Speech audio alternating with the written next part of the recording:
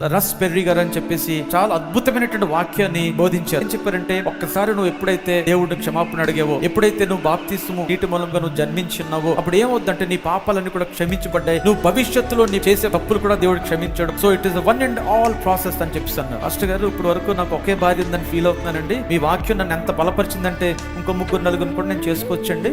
ఎందుకంటే ఏం తప్పు లేదన్నారు కదా, ఒకవేళ భవిష్యత్తు చేసే పాపాలు కూడా క్షమించబడ్డాయని చెప్పారు కదా. సో ఆ విధంగా కూడాను ఎన్ని తప్పులు చేసినా పర్లేదు, నేను తాగినా పర్లేదు, ఎలా జీవించినా పర్లేదు అంటే ఆ పాస్టర్ గారు ఒక్కసారి అలా ఆగిపోయి రేపు ఈ ప్రశ్నకు నేను సమాధానం చెప్తాను అని చెప్పారు.